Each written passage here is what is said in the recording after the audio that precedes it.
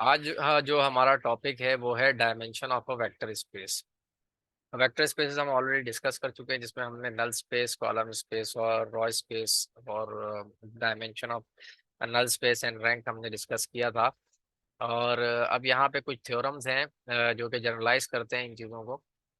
यहाँ पे देखें, इन ये जो थ्योरम्स हैं इनकी सिंपल जो है वो समरी ये है कि अगर हमारे पास कोई भी वेक्टर स्पेस है, ठीक है, वी।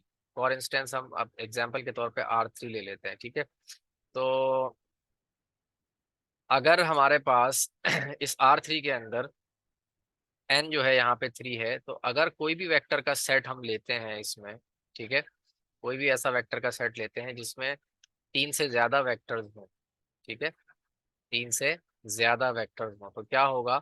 वो जो वेक्टर्स का सेट होगा वो लीनियरली डिपेंडेंट सेट होगा। ठीक है, ये थ्योरम सिंपली यही कहता है कि अगर 3 से ज्यादा वेक्टर्स होंगे, इसी तरह R2 है अगर हमारे पास, उसमें अगर 2 से ज्यादा वेक्टर्स होंगे, लेट से 3 वेक्टर्स हैं, तो लाजमी जो ये सेट होगा ये लीनियरली डिपेंडेंट सेट होगा। ठीक है, इसी तरह थ्योरम नंबर 10 कहता है कि if vector space V has a basis of n vectors, then every basis of V must consist of n vectors. ठीक है, यानी कि अगर कोई वेक्टर स्पेस है V, फॉर इंस्टेंस अगेन हम R3 की एग्जांपल लेते हैं, इसकी स्टैंडर्ड बेसिस क्या होती है? 1 0 0 0 1 0, जो कि हमें पता है कि ये स्टैंडर्ड बेसिस होती हैं। ठीक है, 0 0 1, तो ये बेसिस है फॉर इंस्टेंस, इसको हम B1 कह लेते हैं। ठीक है, तो बाकी जितनी भी बेसिस होंगी इस वेक्टर स्पेस की, उसमें भी कितने वेक्टर्स होंगे? 3 ही वेक्टर्स होंगे, इससे ज्यादा या इससे कम नहीं हो सकते। ठीक है, जो कि पूरे वी को, पूरे यानी वेक्टर स्पेस को स्पैन करेंगे। ठीक है, और इसके बाद कुछ एग्जांपल्स हैं। Find the dimension of the subspace. अब देखें, ये सबस्पेस हमें गिवन है, इसकी डायमेंशन फाइंड करनी। डायमेंशन ऑफ सबस्पेस क्या होती है? बेसिकली डायमेंशन ऑफ सबस्पेस होती है number of linearly independent vectors. ठीक है, तो हमें ये देखना है कि अब ये जो हमें सेट गिवन है, इसको अगर हम ब्रेक करके लिखें, for instance A 2A 0 3A plus B 2B and 0 plus 2C 4C 3C plus 0 B B D। ठीक है, और इसमें से ए कॉमन ले लेते हैं हम, तो ये हमारे पास वेक्टर आ जाएगा। बी कॉमन लेते हैं यहाँ पे, तो ये वेक्टर, फिर ये वेक्टर, ये वेक्टर। अब यहाँ पे हमारे पास 4 वेक्टर आ गए हैं, V1 V2 V3 और V4। तो अब देखना ये है, क्या ये चारों वेक्टर जो है वो लीनियरली इंडिपेंडेंट है या नहीं है। ठीक है, तो अगर ये चारों वेक्टर्स लीनियरली इंडिपेंडेंट नहीं है, तो इसका मतलब ये कि बेसिस नहीं बनाएंगे। अगर लीनियरली इंडिपेंडेंट हैं तो बेसिस बनाएंगे। अब लीनियर डिपेंडेंसी इंडिपेंडेंसी को चेक करने के लिए ऑलरेडी हम, हमें पता है कि हम लीनियर कॉम्बिनेशन के थ्रू इसको चेक कर सकते हैं। ठीक है, तो यहाँ पे बाय इंस्पेक्शन अगर हम देखें, जो V3 है वो क्या है? V2 और V1 का सम है। ठीक है, यहाँ से 1 + 1 जो है वो 2 है, इसी तरह 2 + 2 4 है, इसी तरह 0 + 1 जो है वो 1 है, 3 + 0 जो है हमारे पास 3 है। ठीक है, तो V3 जो है V2 और V1 पे डिपेंड करता है। इसका मतलब है ये जो चारों वेक्टर्स हैं ये बेसिस नहीं बनाएंगे।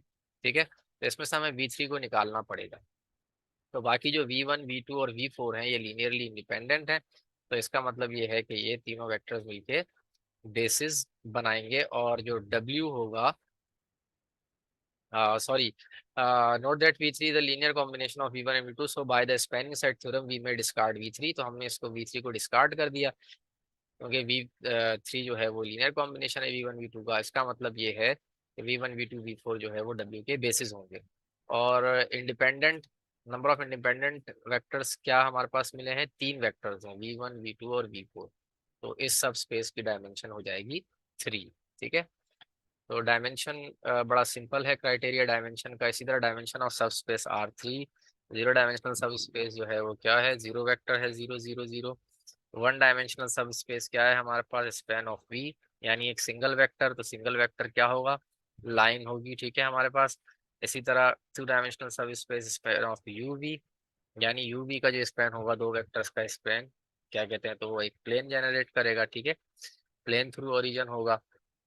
इसी तरह से 3 डायमेंशनल सब स्पेस जो है वो पूरे R3 को स्पैन करेगा। ठीक है, span UVW where UVW are linearly independent vectors in R3.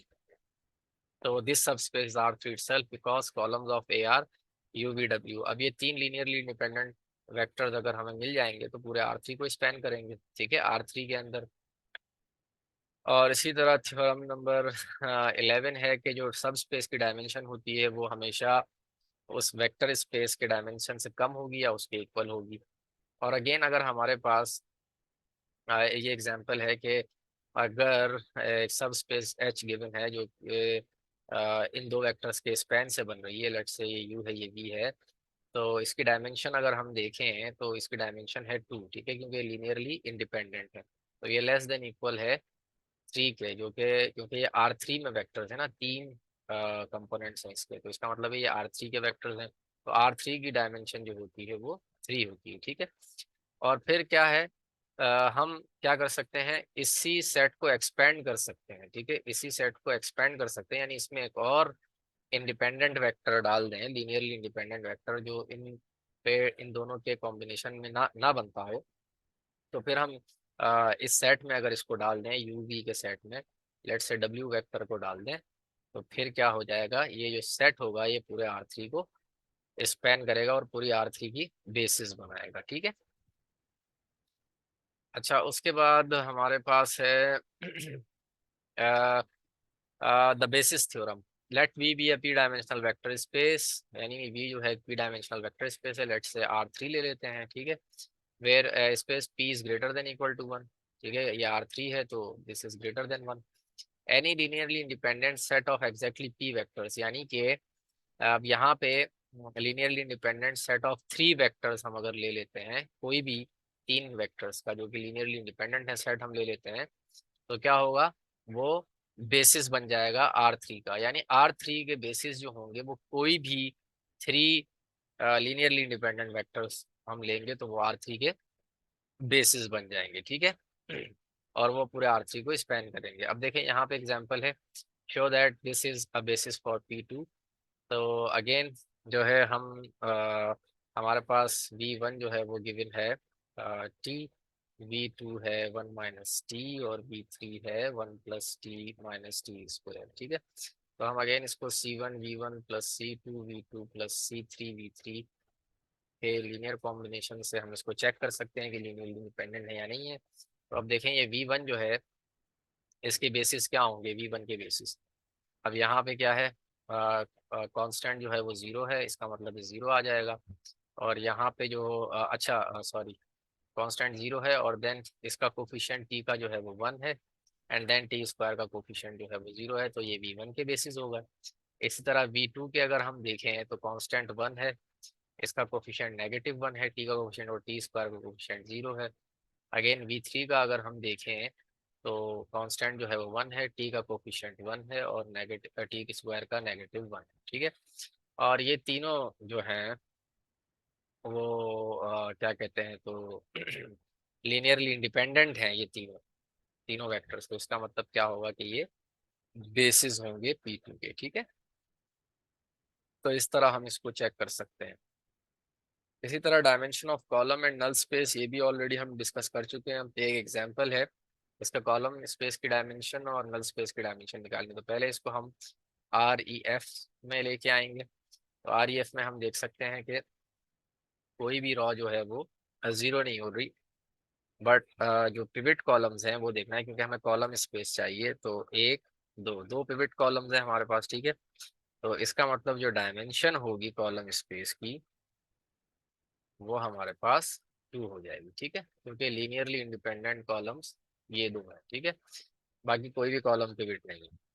तो सॉरी, ये पिविट नहीं है बल्कि ये कॉलम पिविट है, ठीक है। यानी कॉलम 1 एंड कॉलम 3 जो है पिविट कॉलम्स हैं, तो दो पिविट कॉलम्स हैं तो कॉलम स्पेस की डायमेंशन 2 हो जाएगी, ठीक है।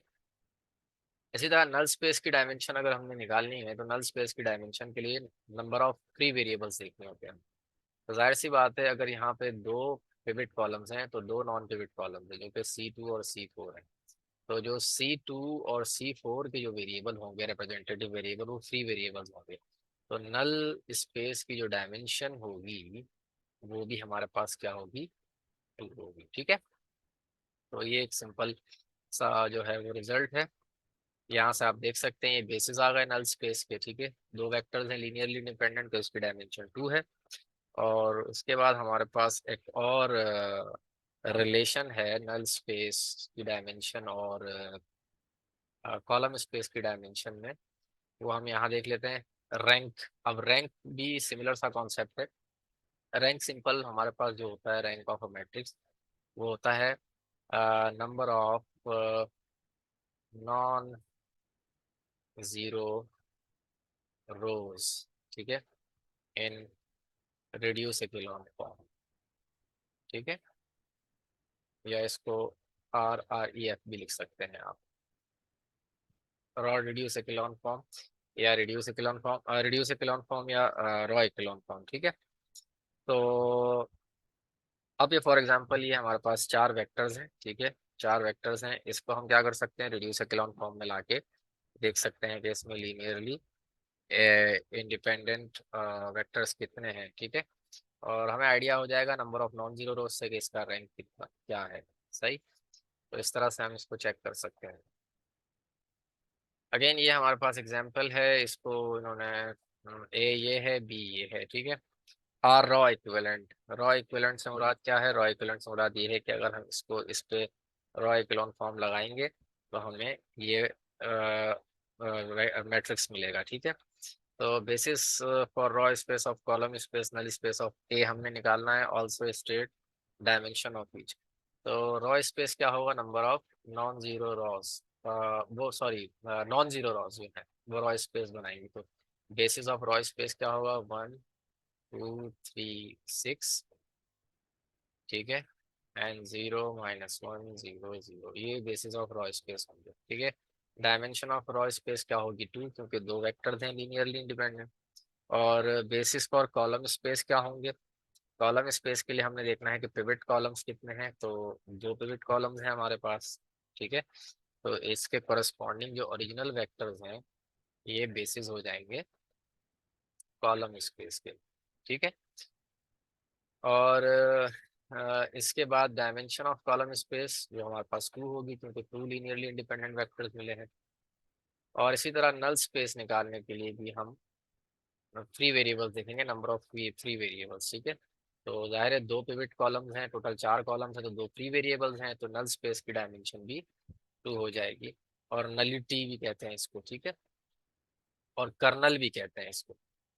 तो ये आप जो है वो याद रखें। और फिर यहाँ पे एक रिलेशन है कि dimension of column space equals to number of pivots of A equals to number of non zero rows in B equals to row dimension of row space of A. ठीक है, ये सारे इक्वल होंगे। इस तरह dimension of null space of A equal होगा number of free variables equals number of non pivot columns of A. ठीक है, ये अभी हमने डिस्कस किया। उसके बाद एक और रिलेशन है कि rank of A plus dimension of null space is equal to N, यानी rank of A plus nullity of A जो है वो एन के इक्वल है। एन क्या है, टोटल नंबर ऑफ वेक्टर्स। ठीक है, या कॉलम वेक्टर्स हम इसको कह सकते हैं। तो एग्जांपल के थ्रू इसको समझते हैं। फॉर इंस्टेंस हमारे पास ये एग्जांपल है। ठीक है, 5/8 का मैट्रिक्स है, विच मीन्स दैट के 8 कॉलम्स है। ठीक है, एंड रैंक इज 5। ठीक है, रैंक इसका जो है वो 5 है। Find the null dimension of null space, यानी नलिटी निकालनी है। तो हमें पता है कि रैंक प्लस नलिटी जो है वो इक्वल होनी चाहिए 8 के, विच मीन्स दैट नलिटी जो होगी वो क्या हो जाएगी, 8 - 5 3। ठीक है, तो डायमेंशन ऑफ नल स्पेस जो होगा वो 3 होगा। और रैंक क्या है, रैंक यहाँ पे 5 गिवन है। ठीक है, dimension of row space of A क्या होगा, रैंक इसका 5 है, तो डायमेंशन ऑफ रॉ स्पेस इसका क्या होगा, 5 होगा। ठीक है, और रैंक ऑफ ए ट्रांसपोज क्या होगा, रैंक ऑफ ए ट्रांसपोज होगा यानी कि rank of column space, sorry, rank of A transpose को हम कह सकते हैं यहाँ पे रैंक ऑफ ए। ठीक है, rank of A transpose rank of A के इक्वल होगा। ठीक है, यहाँ पे हमारे पास थ्योरम में भी गिवन है। Rank of A equals to rank of A transpose and row of A is equals to column of A transpose. ठीक है। तो इसी तरह से हमारे पास है कुछ और भी जो है वो यहाँ पे है कि since rank A equals number of pivots in A equals to 5, there is a pivot in every row, so the columns of A span are 5 by theorem 4। ठीक है। तो हमारे पास ये 5/8 का मैट्रिक्स था, इसका मतलब है कि 5 रोज हैं इसमें। ठीक है। तो नंबर ऑफ पिवट्स इन ए कितने हैं? 5। ठीक है, क्योंकि रैंक इसका 5 है तो 5 के 5 हो गए, 5 जो है वो पिवट कॉलम्स होंगे इसमें। और इसका मतलब है कि हर रो में पिवट मिलेगा क्योंकि टोटल 5 रॉज हैं। तो the columns of A are spanned by, sorry, columns of A span are 5। ठीक है, बाय थ्योरम 4। थ्योरम 4 हम ऑलरेडी डिस्कस कर चुके हैं पिछले लेक्चर्स में। इसी तरह से ये एग्जांपल भी है 9/12 का मैट्रिक्स है, इसको आप देख सकते हैं। एंड उसके बाद हमारे पास यहाँ पे, अब यहाँ पे एग्जांपल और है, visualising row of A and null of A. ठीक है, यानी row basis of row space और बेसिस ऑफ नल स्पेस। अब ये एग्जांपल गिवन है, आप इजीली इसको वेरीफाई कर सकते हैं। आर ई एफ में इसको रिड्यूस करें और यहाँ से हम देख सकते हैं कि अगर हम यहाँ ऑपरेशन लगाते हैं R2 पे, R2 इक्वल्स